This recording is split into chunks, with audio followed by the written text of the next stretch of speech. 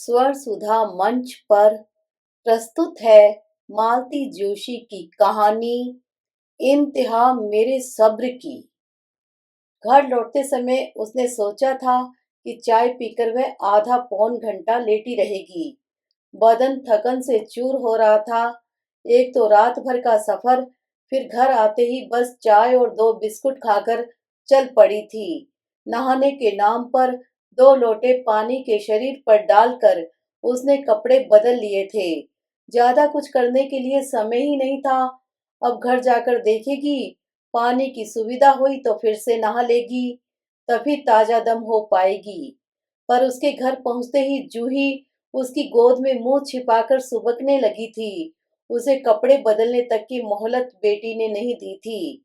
उसकी पीठ पर हाथ फेरते हुए वह बार बार पूछ रही थी कि क्या हुआ बेटा, पर जवाब में केवल सिसकियां ही मिल रही थी। क्या हुआ रे? उसने बेजारी से चेतन से पूछा, जो वहीं बैठकर पढ़ रहा था। उसने एक बार माँ की ओर देखा, बुरा सा मुंह बनाया और फिर किताब में आंखें गड़ा दी। वैसे अब यह रोज का ही नाटक हो गया है। जब से शालिनी आई है, एक न एक एपिसोड होता ही रहता है। वह दफ्तर से थकी हारी लौटती है और उसके सामने शिकायतों का अंबार लग जाता है। शिकायतें दोनों तरफ से होती हैं, पर न्याय तो हमेशा एक तरफा ही करना पड़ता है। हमेशा अपने ही बच्चों को कटघरे में खड़ा करना बड़ा खराब लगता है, पर क्या करे, मजबूरी है। दिन पर दिन दोनों कुमलाते चले जा रहे हैं, इसलिए वह जिद करके 15-20 दिनों के लिए पीहर चली गई थी।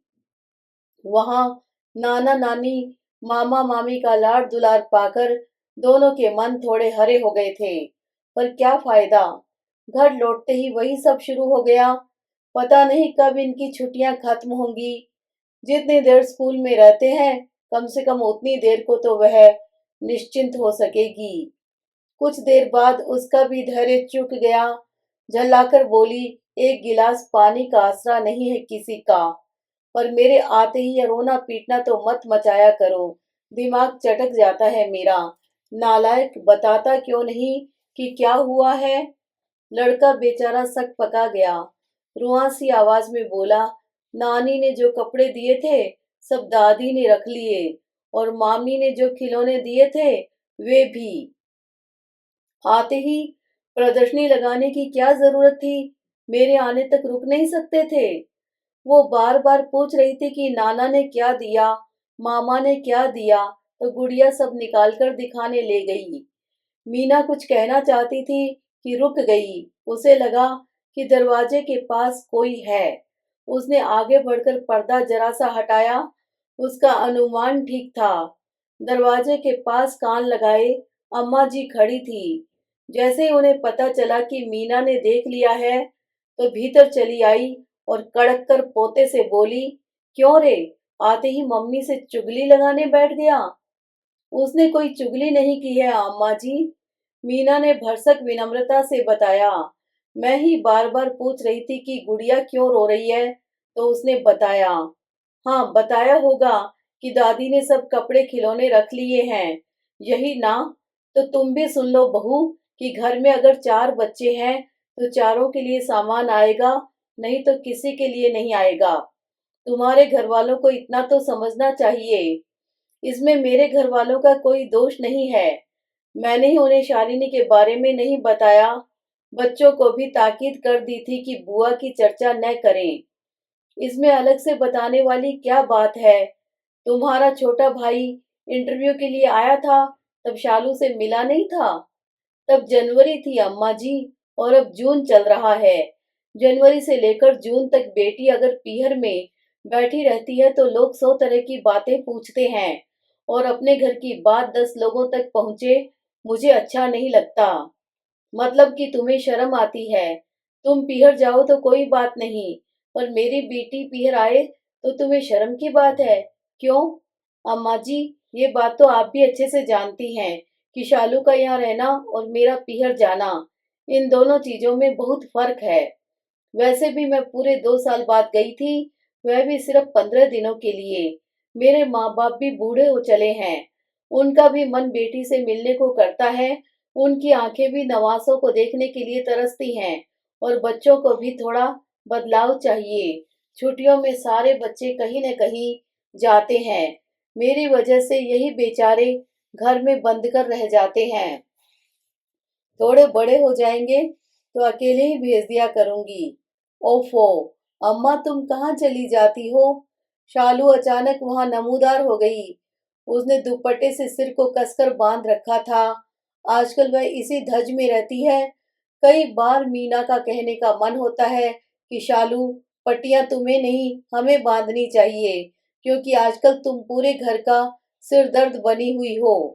गोद के बच्चे को अम्मा को पकड़ाते हुए शालू भुनभुनाई, अब थोड़ी देर इसे अपने पास ही रखो अम्मा। मेरा सिर दर्द से फटा जा रहा है और ये दुष्ट मेरे प्राण ले रहा है।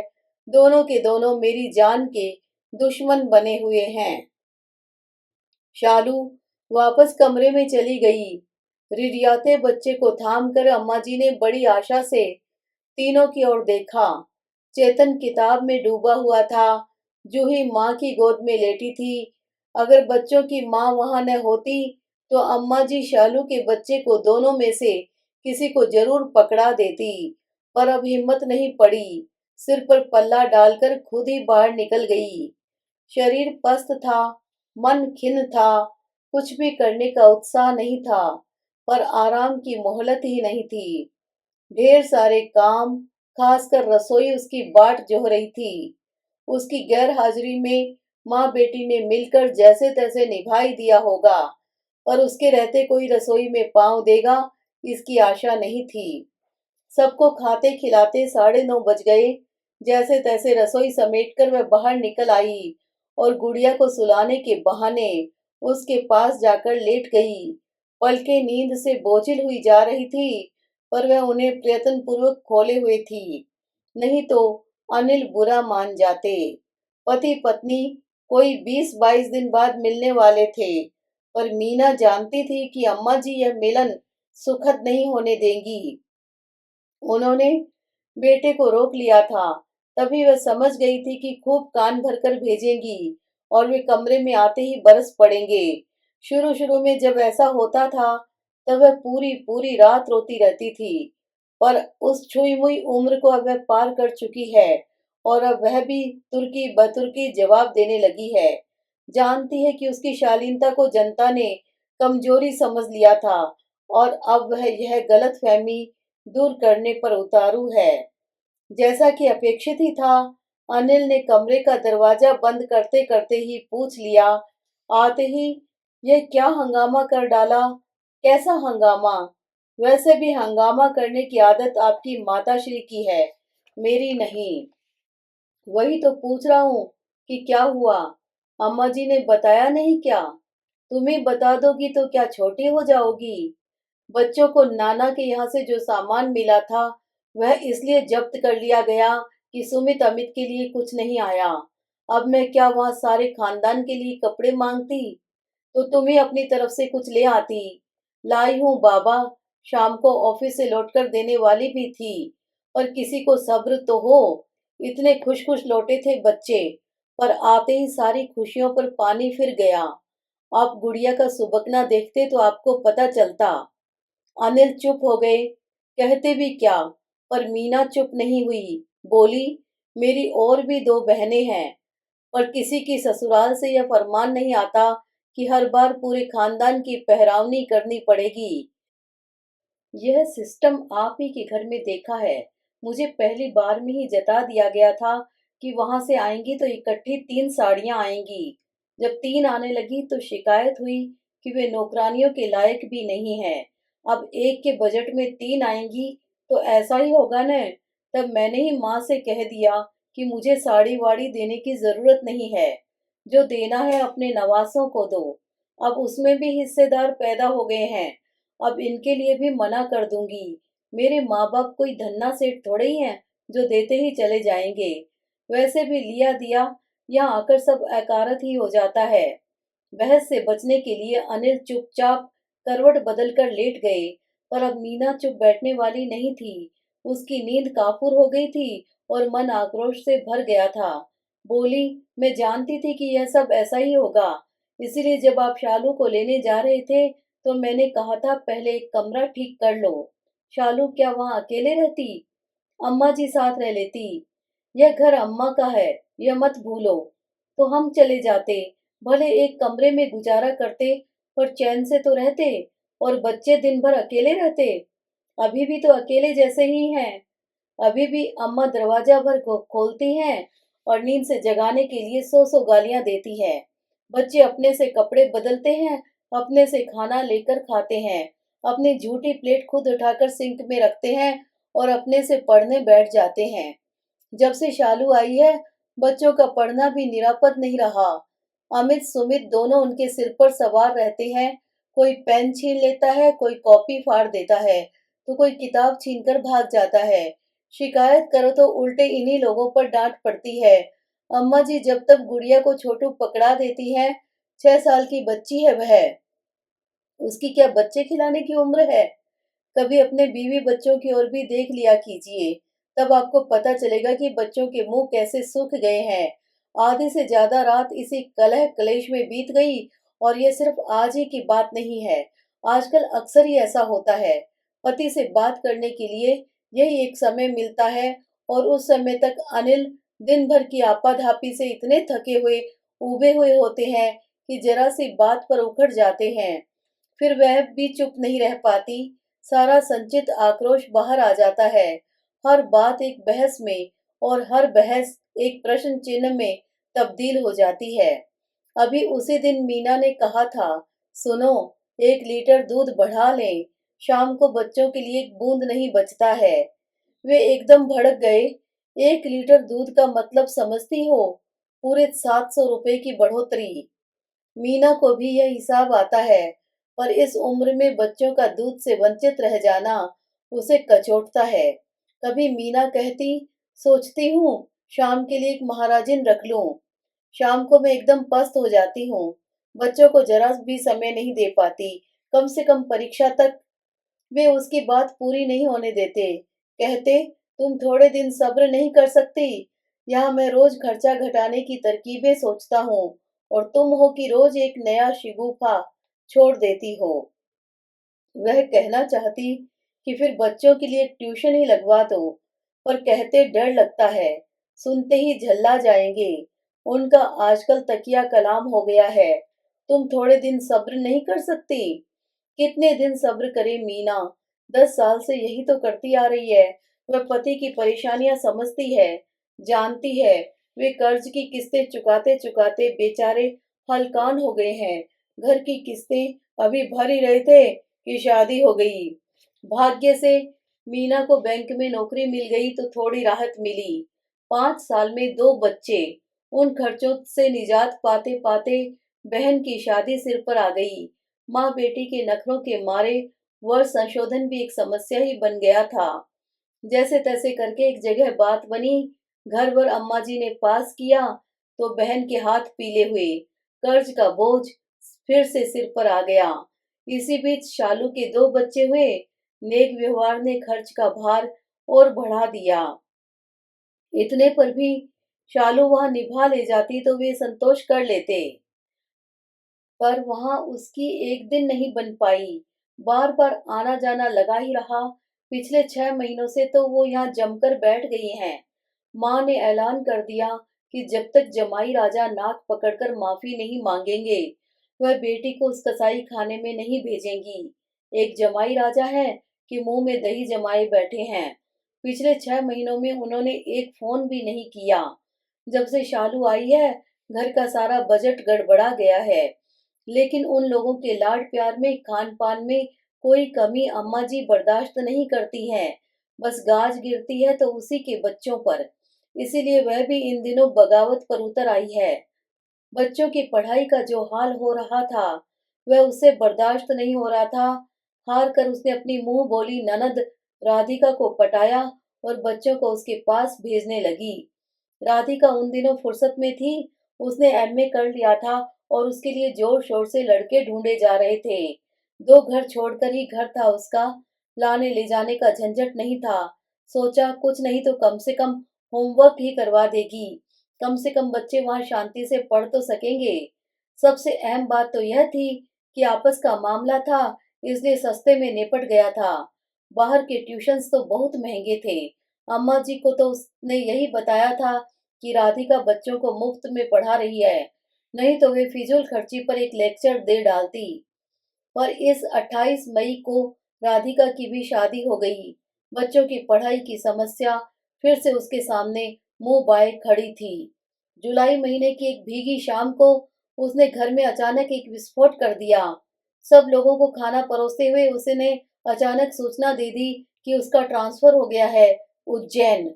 अगले महीने ही ज्वाइन करना होगा। सब लोग सकते में आ गए, सबके कौर हाथ ही में रह गए। फिर माँ बेटे ने एक साथ पूछा, ट्रांसफर अचानक कैसे? मीना ने जानबूझकर यह समय इस खबर के लिए चुना था ताकि जो प्रतिक्रिया हो सबकी एक साथ हो। माँ बेटे की हैरानगी को नजरअंदाज करते हुए उसने शांत भाव से कहा, नौकरी में ट्रांसफर्स होते ही रहते हैं, इसमें आश्चर्य क्या है? अब तक तो नहीं हुआ था। अम्मा जी बोली, ये अपनी खुशकिस्मती थी। कैंसिल करवा लो। मैं कल ही आकर तुम्हारे जीएम से मिलता हूँ। कैंसिल तो मैं नहीं करवाऊंगी। उसने पति को दो टूक उत्तर दिया। प्रमोशन पर जा रही हूँ, ऐसा गोल्डन चांस छोड़ता है कोई? यहाँ क्या होगा? अम्मा जी को चिंता हुई। यहाँ क्या होना है? आपके सुपुत्र तो आपके पास ही रहेंगे। बच्चों को रख सके तो ठीक है, वरना उनकी टीसी निकलवा लेते हैं। और रोटी पानी के लिए आप हैं, शालू हैं। 3 जनों का खाना ही कितना होता है? शालू क्या यहाँ तुम्हारा चूल्हा फूंकने के लिए आई है? एक तीखा सा उत्तर मीना की जबान तक आया था, और उसे गटकते हुए उसने कहा, तो एक मिश्रानी रख लेते हैं। मैं तो इनसे कितने दिनों से कह रही हूँ कि कम से कम दोनों वक्त फुलके उतारने के लिए किसी को रख लेते हैं। अम्मा जी से निबटकर मीना पति से मुखातिब हुई। सुनो, इस वीकेंड पर उज्जैन चलते हैं। अच्छा सा पास पड़ोस देखकर कोई घर ठीक कर लेते हैं।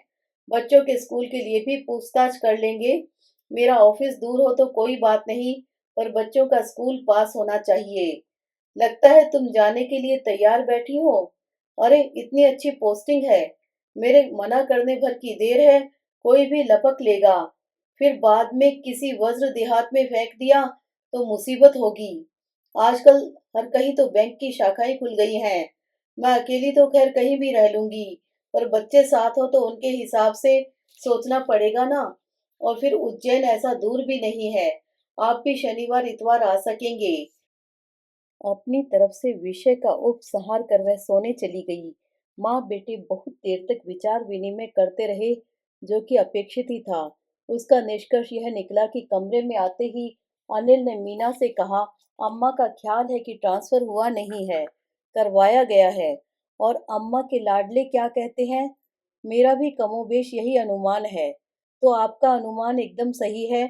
वहाँ की पोस्टिंग निकली थी तो मैंने ऑप्शन दे दिया। मुझसे एक बार पूछना भी जरूरी नहीं समझा। पूछने से आप हाँ कर देते क्या? 100 समस्याएं गिना देते। समस्याएं तो मैं अब भी गिना सकता हूँ, पर उनसे आप अकेले ही निपटिएगा। मुझ में अब उतना सब्र नहीं है। मैंने अपने जीवन के 10 वर्ष, 10 बेशकीमती वर्ष आपके परिवार के लिए खर्च कर दिए। अब मैं अपने बच्चों को कुछ समय देना चाहती हूँ, उनके लिए जीना चाहती हूँ। मतलब मतलब यह है कि पूरे 10 साल तक मैंने अपनी सारी आशाएं, आकांक्षाएं, सारे शौक, सारे अरमान ताक पर रख दिए थे। एक उम्मीद थी कि एक दिन हमारी सारी जिम्मेदारियां समाप्त हो जाएंगी और हम अपनी जिंदगी जी सकेंगे। शालिनी की शादी हुई तो मैंने राहत की सांस ली थी। सोचा था, कर्ज है तो कोई बात नहीं, कभी न कभी पट ही जाएगा। जिम्मेदारी तो खत्म हुई। बहुत खुश थी मैं। शालू आसपास नहीं होती है तो आपकी माँ भी थोड़ा सम पर चलती हैं। बेटी का साथ पाकर तो वे एकदम दुर्दांत हो जाती हैं। पर अफसोस, मेरी यह खुशी 6 महीने भी टिक नहीं पाई। शालिनी जी को पियर ही ज्यादा रास आता रहा, और अब भी लगता है कि वो कभी लौटकर जाएगी ही नहीं। तुम इससे अच्छा कुछ सोच ही नहीं सकती क्या? सोचकर ही तो बोल रही हूँ। आपकी माँ ने बेटी को इस तरह ग्रूम किया है कि वह कभी किसी से निभा ही नहीं सकती। न वह किसी के साथ एडजस्ट कर सकती है, न शेयर कर सकती है। हर समय दूसरे पर चढ़ी ही रहना चाहती है। ससुराल में ये तेवर कौन बर्दाश्त करेगा? आप खुद देख लो, उसे आए 6-7 महीने हो चले हैं। नीरज जी ने एक बार भी सुध नहीं ली।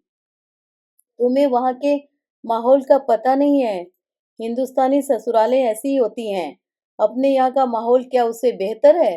सुबह से शाम तक खटती रहती हूँ, शरीर से भी पैसों से भी, पर कभी प्रशंसा के दो बोल नसीब नहीं हुए। सिर्फ ताने और उलाहने ही मिलते रहे हैं। मन एकदम छलनी हो गया है। फिर भी यहाँ पड़ी हूँ, क्योंकि मैं अपने माँ बाप का बुढ़ापा नहीं खराब करना चाहती। अपने भाइयों की गृहस्थी में जहर नहीं घोलना चाहती। खैर, अपने हिस्से का जितना सहना था मैंने सह लिया, पर मैं अपने बच्चों के कोमलाए चेहरे नहीं देख सकती।